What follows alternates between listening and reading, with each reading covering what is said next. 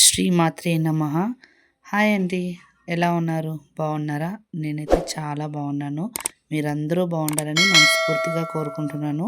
ఎవరైతే first time నా channel చూస్తున్నట్లయితే ముందుగా నా ఛానల్ సబ్స్క్రైబ్ చేసి నన్ను సపోర్ట్ చేయండి.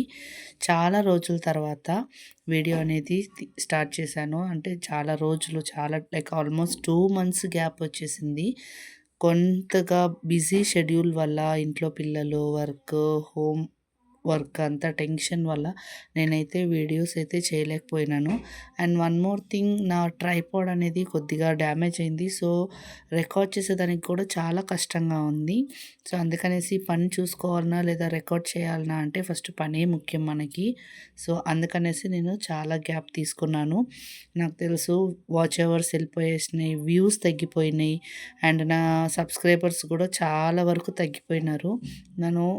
నన్ను ఇలాగే సపోర్ట్ చేయండి. తప్పకుండా నేను మంచి వీడియో కంటెంట్‌తో మీ ముందుకు వస్తాను. నన్ను సపోర్ట్ చేయండి. నేను ఇంకా చాలా ముందుకు వెళ్ళాలి, ఎదగాలి అనేది నా గ్రోత్, ఇంప్రూవ్‌మెంట్, డెవలప్‌మెంట్ అవ్వాలనేదే నా కోరిక. నాకు యూట్యూబ్ స్టార్ట్ చేసుండేది ఏదో వాళ్ళు వీళ్ళు చేసినారు డబ్బుల కోసమని అయితే కాదు. ప్రతి ఒక్కరికి ఒక్కొక్క టాలెంట్ ఉంటుంటుంది. కానీ నా ఆలోచన ఏమంటే, ఓకే, ఈ వీడియో చూశాను కాబట్టి తనలా మారాలి. ఇంకొక వీడియో చూస్తే ఆమెలాగా మారాలి. సో నేను కూడా నేర్చుకోవాలి అనే ఒక థాట్ అనేది ఉండేది. కానీ కొద్దిగా అంటే మొన్ననే నాకు అర్థమైంది.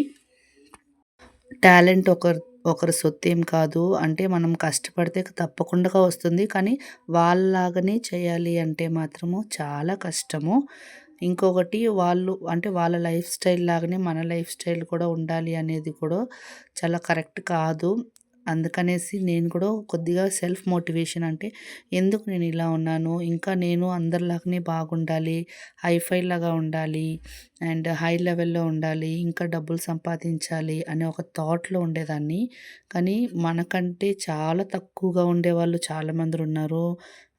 లైక్ ఫుడ్ కోసము ఇబ్బంది పడేవాళ్ళు ఉంటారు. రోజువారీ పనులు చేసి వాళ్ళు ఇల్లు అది గడుచుకునే వాళ్ళు ఉంటారు. బట్ మనము దానికంటే ఒక రకంగా బాగున్నామనే ఒక సంతృప్తి నాకు ఉంది. అది నాకు ఎప్పటినుంచో ఉంది. బట్ ఇంకొకరిని చూసినప్పుడు, అంటే మనకంటే ముందుండే వాళ్ళని, మనకంటే కొద్దిగా బాగుండే వాళ్ళని చూసినప్పుడు మనకు కూడా అది అనిపిస్తది. సో ఇప్పుడు వీడియోలోకి వెళ్ళిపోదాము. అంటే మాట్లాడుతూ ఉంటే ఎక్కడెక్కడికో వెళ్ళిపోతున్నాము. సో ఈ వీడియో వచ్చేసి నేను నార్మల్‌గా షాపింగ్, లైక్ కిచెన్ ఐటెమ్స్ అవి తీసుకుందామని షాప్‌కైతే వచ్చాను. ఏమేమి తీసుకోవాలనేసి ఫుల్ లిస్ట్ అయితే ప్రిపేర్ చేసుకున్నాను. సో నేను ఈ వీడియోలో మీకు చూపిస్తున్న ఈ ఆయిల్ నేను ఎప్పటినుంచో వాడుతున్నాను. చాలా బాగుంటుంది. లాంగ్ హెయిర్ ఉన్న వాళ్ళు ఈ ఆయిల్ కనిపెట్టుకుంటే హెయిర్ కూడా చాలా బ్లాక్‌గా, చాలా షైనింగ్‌గా ఉంటుంది. అండ్ నేను ఎప్పటినుంచో వాడుతున్నాను. తర్వాత ప్రతీదీ కాస్టే, ఏది కాస్ట్‌లెస్ లేకుండా మనం ఖర్చు ఎక్కువ తగ్గించుకుందాం అనుకున్నా కానీ అస్సలు కుదరదు. పెరుగుతూనే ఉంటుంది. సో మన అవసరాలు కూడా అలాంటివే. ఒకదాని మీద ఒకటి మనము అవసరంకి ప్రతి ఒక్కటి తీసుకుంటాము. దానికి నేను ఇక్కడ చిన్న షాపు, లైక్ నార్మల్ డీమార్ట్ అయితే ఏం కాదు. లైక్ నార్మల్ మార్ట్స్ అయితే కాదు. నార్మల్ లైక్ సూపర్ మార్కెట్ లాంటి దగ్గర మేము షాపింగ్ చేసేదానికని వచ్చినాము పిల్లల చేతిలో. అన్నీ తీసుకున్నాను. బిల్ చేసేదానికి వెళ్ళినప్పుడు క్రెడిట్ కార్డ్ మీద చేయాలి అన్నప్పుడు వాళ్ళు పర్సెంటేజ్ మీద, అంటే అక్కడ బోర్డ్‌లో పర్సెంటేజ్ అనేది మెన్షన్ చేసున్నారనమాట. లైక్ 1.5%. సో అందుకనేసి నేను అక్కడ రేట్స్ కూడా ఏ తక్కువేం కాదు, బాగానే ఉన్నాయి. సో ఎందుకు నెక్స్ట్ డీమార్ట్‌కి వెళ్ళి చూద్దాము అనే ఒక ఇదిలో సెకండ్ ఆప్షన్‌కెళ్ళాను. సో తీసుకున్నవన్నీ అక్కడే పెట్టేసి రిటర్న్ బ్యాక్ అయిపోయేసినాను. చాలానే తీసుకున్నాను. పిల్లలకి స్నాక్స్ అయితే ఏమి, బాక్సెస్, లంచ్ బాక్స్‌కి ప్రిపరేషన్‌కి ప్రతీదీ తీసుకున్నాను. కానీ అక్కడ రేట్లు చూసిన తర్వాత అమ్మ బాబోయ్! వద్దే వద్దు. ఎందుకు తీసుకొని వాళ్ళకి మళ్ళీ ఎక్స్ట్రా మనమే పే చేయాలి. మన డబ్బులకి మనమే ఎక్స్ట్రా పే చేయాలి. ఎందుకు, అదే డబ్బులు పెడితే ఇంకొక ఐటెం కూడా వస్తుంది కదా మనకి యూజ్ అయ్యేది. సో అందుకనేసి నేను ఫస్ట్ స్టెప్ తీసుకోలేదు. స్టాప్ చేసేసి, థింక్ చేసేసి తర్వాత వద్దు, మనం డీమార్టే బెటరు, చూద్దాము అక్కడ ఎలా ఉంటాయో ప్రైసెస్. నాకు డీమార్ట్‌కి వెళ్తే ఆల్మోస్ట్ 4000, 5000 క్రాస్ అవుతుందండి. ఏదో నార్మల్ నెలసరి సరుకులు మాత్రమే తీసుకుందాము అని వెళితే అక్కడ చూస్తే అన్నీ అవసరమైనటివే ఉంటాయి. ఇది తీసుకుందాం, ఇది తక్కువేలే, ఎంత 15 కదా, 16 కదా, 100 కదా అన్నట్టు మనం తీసుకుంటాను.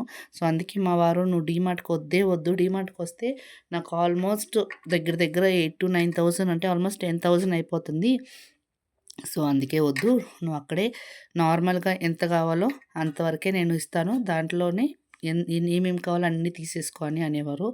సో, కానీ ఈసారి మాత్రము ఈ క్రెడిట్ కార్డ్ వచ్చిన తర్వాత సో, ఈ టాపిక్ మీద డీమార్ట్‌కైతే వెళ్ళిపోతున్నాను. సో, ఆ వీడియో కూడా నెక్స్ట్ వీడియోలో పోస్ట్ చేస్తాను.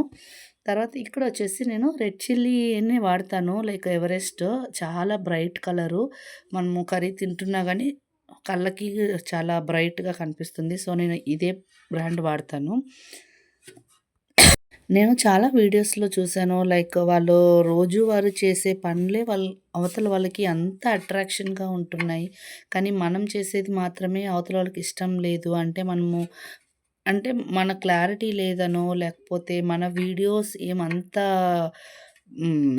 బ్రాండెడ్‌గా లేదనో, సో, అలా అనుకుంటూ నేను చాలా నెగ్లెక్ట్ చేశాను. లేకుంటే ఈ పాటికి ఆల్మోస్ట్ వ్యూస్ వచ్చుండేమో. రోజు వీడియోస్ పోస్ట్ చేస్తూ ఉంటే.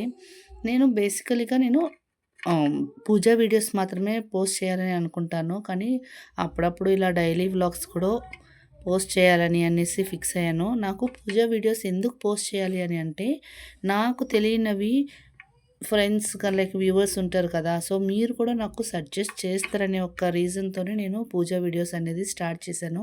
నా లైఫ్ స్టైల్ చాలా డిఫరెంటు.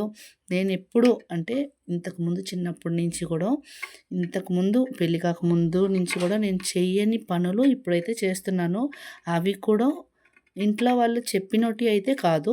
బయట అంటే లైక్ ఇట్లనే సోషల్ మీడియా వచ్చిన తర్వాతనే వీడియోస్‌లో చూసి చెయ్యాలి అనే ఒక ఆశ కలిగేదనమాట. సో, ఇక్కడ చూస్తున్నారు గదా! కంద దీపము పెట్టాలని అమ్మవారికి, వరాహి అమ్మవారికి కంద దీపం పెట్టాలి. పెడితే చాలా మంచిదని చాలా వీడియోస్‌లో వస్తున్నాయి. సో, అందుకనేసి ఈసారి నేను కంద దీపం పెట్టాలి అని ఫిక్స్ అయిపోయాను. అంటే ముందు పెడుతుంటే అది ఏందోలే అనుకునేదాన్ని. బట్ చాలా రేట్ అండి. నేను ఫ్రీ తీసుకుందాం అనుకున్నాను. కానీ అదొచ్చేసి ఆల్మోస్ట్ 150 రూపీస్ పడింది. లైక్ 1 కేజీ 80 రూపీస్ ఎంతో అంట. సో, అందుకనేసి అమ్మకు తెలిసే కదా మనకెంత కష్టం ఉంది, మనం ఎంతలో తీయగలుగుతాము అనేసి దానికి నేను హాఫ్ మాత్రమే తీసుకున్నాను. ఇంకా అమ్మ నన్ను బాగా చూస్తే నేను ఇంకా మంచి పూజలు కానీ దానికి కావాల్సిన అవసరాలు ఇవన్నీ నేను తీసుకుంటాను. నేను లాస్ట్ ఇయరే వారాహి అమ్మ నవరాత్రులు అంటే 9 వారాలు అయితే కాదు, 5 వారాలు అంటే 5 రోజులు చేశాను. 9 రోజులు చేయాలి అనుకుంటే కుదరలేదు. అంటే వర్క్‌కి వెళ్ళేసి వచ్చి ఇంట్లో పనులన్నీ చేసుకొని, సో, తర్వాత ఇంట్లో పరిస్థితులు కూడా చూడాలి కాబట్టి అందులో మా వారికి వేరే అసలు బాలేదు. అందుకని 5 రోజులు మాత్రమే పెట్టుకున్నాను. పట్టం కూడా తెచ్చుకున్నాను. అమ్మవారి పట్టం కూడా తెచ్చుకొని బాగానే పూజ చేసుకున్నాను. కొన్ని రోజులు బాగానే ఉన్నది. కానీ తర్వాతనే మా ఇంట్లో అస్సలు బాగలేదు. అంటే మా మామయ్య చనిపోయారు. సో, అదొక డౌట్ ఉంది నాకు. దాని వలన లేకపోతే ఏమని నాకు తెలీదు. అందుకనేసి కొద్దిగా భయము ఉంది. కానీ అమ్మ చల్లగా చూస్తుంది. మన కష్టాలు అన్నీ అమ్మే చూసుకుంటుందని చాలా వీడియోస్‌లో చాలామంది చెప్తున్నారు. సో, అందుకనేసి ఈసారి పెట్టి చూద్దాము అనేసి నేను పెడుతున్నాను. కానీ నియమాలు ఏమున్నాయో అవి నాకు తెలీదండి. ఎవరికైనా తెలిస్తే మాత్రం దయచేసి నాకు కమెంట్ చేయండి. నేను ఫాలో అవుతాను. ఎందుకంటే అమ్మ కదా!